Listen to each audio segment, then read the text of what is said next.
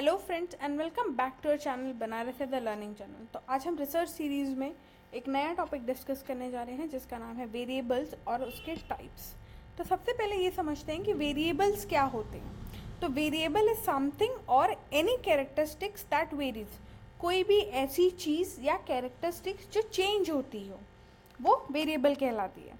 तो variable can be a person, object, characteristics and can be manipulated, controlled और measured for the purpose of study। तो जैसा कि हमने देखा कि वेरिएबल जो है एक पर्सन हो सकता है, कोई पर्टिकुलर ऑब्जेक्ट हो सकता है, कोई कैरेक्टरिस्टिक्स हो सकती है, या फिर कोई ऐसी चीज़ या फीचर जो मैनिपुलेट, कंट्रोल या मेजर किया जा सकता है, वो क्या होगा, वो हमारे रिसर्च में वेरिएबल कहलाएगा। And how much the variable varies is known as variation. जितना वेरिएशन या जितनी कैरेक्टरिस्टिक्स या फीचर में वो वेरिएबिलिटी दिखाएगा वो उसका वेरिएशन कहलाएगा। तो different authors have given definition of variables. Some of them are a variable is a property that takes on different values. Variable एक क्या है, प्रॉपर्टी है जो कि different value different point of time पे ले सकती है। जैसे कि प्रॉपर्टी होती है कि आज अगर आप कोई प्रॉपर्टी कोई कम दाम में खरीद रहे हैं तो उसकी आगे जाके या फ्यूचर में उसकी वैल्यू बढ़ जाती है। तो similarly variable has different value at different point of time. और variable is something that varies, या फिर कोई भी चीज़ जो वेरी करती हो वो वेरिएबल है। And Kerlinger also defined variable as a symbol to which numeral और वैल्यूज आर अटैच, या फिर एक ऐसा सिंबल या एक ऐसा न्यूमरल जो कि कोई वैल्यू पुट ऑन करता हो, वो भी वेरिएबल कहलाता है। अगर वेरिएबल को हम सिंपल डेफिनेशन में समझें तो variable is a concept that can be measured on any one of the 4 types of measurement scale that are nominal, ordinal, interval और ratio which have varying degree of precision in measurement is called variable. कोई भी ऐसा concept जिसको आप 4 measurement scale जो हमारे research में होते हैं, नॉमिनल, ऑर्डिनल, इंटरवल या रेशियोज के लिए मेजर कर सकते हैं किसी डिग्री ऑफ प्रिसीजन के साथ, वो आपका वेरिएबल कहलाता है। और variable and concept can be differentiated by the means of measurability only, कि कॉन्सेप्ट और वेरिएबल को आप सिर्फ मेजर कर सकते हैं। यही एक डिफरेंस है कि कॉन्सेप्ट को आप मेजर नहीं कर सकते, वेरिएबल को आप हमेशा मेजर कर सकते हैं। तो इसको एक एग्जांपल से समझते हैं। तो एक कॉन्सेप्ट है रिचनेस का, कि कौन कितना रिच है, ये कॉन्सेप्ट है, रिच और पुअर। और रिचनेस का इंडिकेटर क्या है, या कैसे हमको पता चलता है ये रिच है, या तो उनकी इनकम ज़्यादा होगी या तो उनके पास एसेट ज़्यादा होंगी, यानी कि लैंड होगा, कोई पर्टिकुलर चीज़ होगी, सोने चांदी होंगे, तो एसेट्स में आ जाते हैं। तो ये उसके इंडिकेटर है कि वो ज़्यादा रिच है क्योंकि उसकी इनकम ज़्यादा है या उसके पास एसेट ज़्यादा है। अब जब हमको इस पर्टिकुलर कॉन्सेप्ट रिचनेस को मेजर करना है तो हमारे पास वेरिएबल्स क्या होंगे, income per annum, total value of asset, यानी कि घर कितने का है, कार कितने की है, उनका स्टैंडर्ड ऑफ लिविंग जो है, उनके वेरिएबल्स को हम काउंट करेंगे। तो इस पर्टिकुलर कॉन्सेप्ट ऑफ रिचनेस को हम इन वेरिएबल्स के बेसिस पे डिफाइन कर सकते हैं। इसीलिए कॉन्सेप्ट जो है वो कभी मेजर नहीं किया जा सकता, वेरिएबल्स हमेशा मेजरेबल होते हैं। तो that is the difference between concept and variable. अब कितने टाइप्स के वेरिएबल होते हैं, तो वेरिएबल्स जो हैं बेसिकली 3 टाइप्स के होते हैं या 3 बेसिस पे क्लासिफाइड होते हैं। सबसे पहला कॉजल रिलेशनशिप या एसोसिएशन के बेसिस पे, दूसरा स्टडी डिज़ाइन के बेसिस पे, तीसरा जो है वो यूनिट ऑफ मेजरमेंट के बेसिस पे हम वेरिएबल्स को क्लासीफाई करते हैं। तो फर्स्ट इज एसोसिएशन और कॉजल मॉडल। तो एसोसिएशन के बेसिस पे जनरली हम लोग एसोसिएशन टाइप्स ऑफ वेरिएबल्स को ज़्यादा एम्फेसिस करते हैं बायोमेडिकल रिसर्च में। तो उनके 4 टाइप्स हैं, independent variable, dependent variable, intervening variable और एक्सट्रानेशियस वेरिएबल। ये 4 टाइप के एसोसिएशन और कॉजल बेसिस पे डिफाइंड वेरिएबल्स हैं।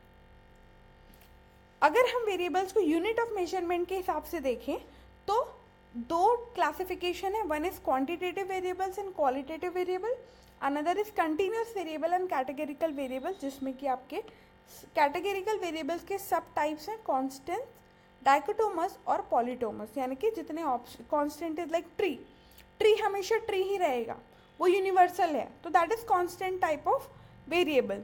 डाइकोटोमस जहाँ पे आपके पास दो ऑप्शंस होते हैं, फॉर एग्जांपल येस और no, no other options apart from that. Polytomous में आपके पास मल्टीपल ऑप्शंस होते हैं, जैसे कि एमसीक्यूज में होते हैं। तो ये यूनिट ऑफ मेजरमेंट के बेसिस पे क्लासिफाइड है। उसके बाद स्टडी डिज़ाइन के बेसिस पे हमारे पास दो वेरिएबल्स होते हैं, एट्रीब्यूटेबल एंड एक्टिव वेरिएबल, जो कि हम आने वाली स्लाइड्स में डिस्कस करेंगे कि ये वेरिएबल्स क्या होते हैं। तो सबसे पहले कॉजल रिलेशनशिप या एसोसिएशन के बेसिस पे हमारे पास चार वेरिएबल्स हैं। तो सबसे पहला है इंडिपेंडेंट वेरिएबल, जिसको हम चेंज वेरिएबल कहते हैं, क्योंकि ये जो है चेंज लाता है। तो the variable responsible for bringing about change in a phenomena, situation और सर्कमस्टांसेस।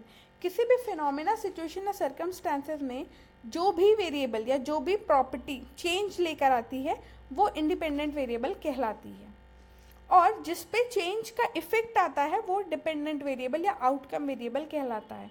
इसके अलावा इसको कॉज एंड इफेक्ट भी हम कहते हैं, cause is independent, effect is dependent variable.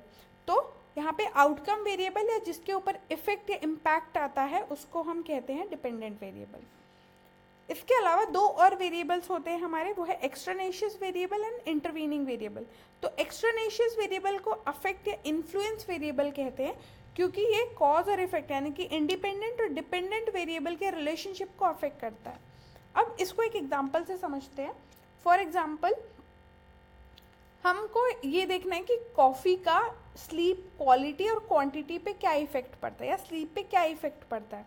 तो कॉफ़ी इज़ इंडिपेंडेंट वेरिएबल, क्योंकि वो चेंज ला रही है किस पे, स्लीप पे। तो स्लीप इज़ डिपेंडेंट वेरिएबल, जिस पे इफेक्ट या इम्पैक्ट देखने को मिल रहा है। और अब कॉफ़ी जो है उसका कौन सा ऐसा फैक्टर है जो एक्सट्रानेशियस की तरह काम करेगा, जो कि कॉज और इफेक्ट को रिलेट करेगा। तो उसका टेम्परेचर, जैसे कि आप हॉट कॉफ़ी यूज़ कर रहे हैं या कोल्ड कॉफ़ी यूज़ कर रहे हैं, ये इन्फ्लुएंस करेगी आपके कॉज और इफेक्ट रिलेशनशिप पे, कि हॉट कॉफ़ी स्लीप को जल्दी कम करती है या फिर कोल्ड कॉफ़ी, और कितने देर के लिए करती है, अगर इफेक्ट करती है तो कितने देर के लिए करती है, या कौन सी शॉर्ट एक्टिंग है। ये एक एक्सट्रानेशियस वेरिएबल का एग्जाम्पल हो सकता है।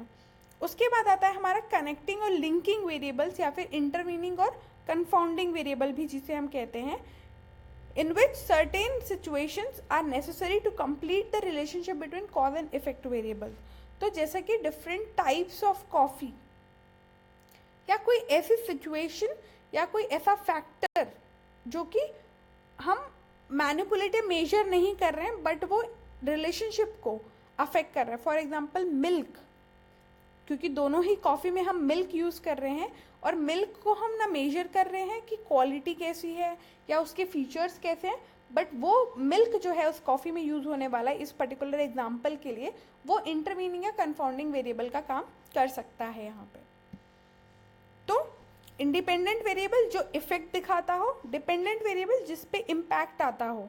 तो यहाँ पे इंडिपेंडेंट वेरिएबल हमने एग्जाम्पल में देखा तो coffee, and dependent variable is sleep. इन दोनों की जो रिलेशनशिप को अफेक्ट करता हो वो कंफाउंडिंग।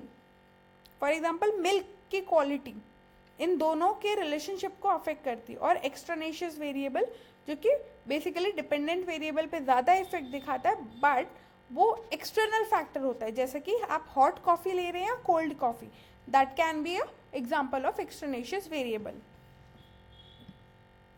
अगर इसके अलावा दूसरे एग्जाम्पल से समझे तो यहाँ पे पेड़ दिया हुआ है और डिफरेंट लिक्विड या फ्लूइड्स यहाँ पे नरिशमेंट के लिए यूज़ किए गए हैं। तो फॉर एग्जांपल यहाँ पे कोक यूज़ किया गया है और उसकी ग्रोथ देखी गई है। तो ये जो फ्लूइड है जो जिससे प्लांट को नरिश किया जा रहा है वो इंडिपेंडेंट वेरिएबल है, क्योंकि इस फ्लूइड के बेसिस पे प्लांट की ग्रोथ देखी जा रही है।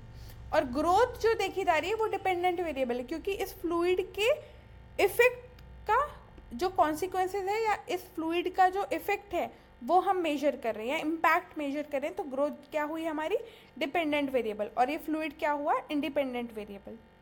अगर उसके अलावा अगर हम देखें इंटरवीनिंग वेरिएबल का एग्जांपल, तो फॉर एग्जांपल कि वर्क एक्सपीरियंस और सैलरी पर एनम अगर हमको देखना है तो यहाँ पे जितना ज़्यादा वर्क एक्सपीरियंस होगी उतनी ज़्यादा सैलरी होगी।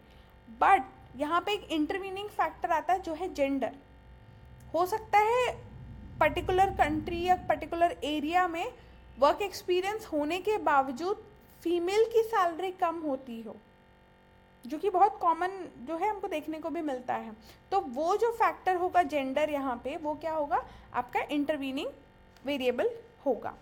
इसके अलावा अगर हम दूसरा एग्जांपल देखें कंफाउंडिंग वेरिएबल के लिए, तो यहाँ पे हमको देखना है कि activity level of an individual और उसका इफेक्ट वेट पे क्या पड़ रहा है, यानी कि वेट गेन हो रहा है या लूज हो रहा है। तो फॉर एग्जांपल जितनी ज़्यादा एक्टिविटी होगी उतना कम वेट गेन होगा, इनवर्स रिलेशन यहाँ पे शो कर रहा है।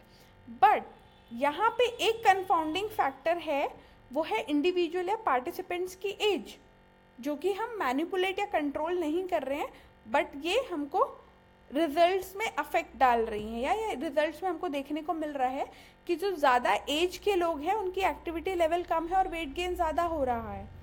तो the age can be the confounding variable here. अब अगर हम स्टडी डिज़ाइन के बेसिस पे वेरिएबल को क्लासीफाई करें, तो ऐसा कि हमने देखा दो वेरिएबल्स होते हैं, एक होता है एक्टिव और एक होता है एट्रीब्यूट वेरिएबल्स। तो एक्टिव वेरिएबल्स वो वेरिएबल्स होते हैं जिनको रिसर्चर मैनिपुलेट करता है उस पर्टिकुलर रिसर्च स्टडी में, और एट्रीब्यूटेबल वेरिएबल्स वो होते हैं जिनको रिसर्चर मैनिपुलेट नहीं करता।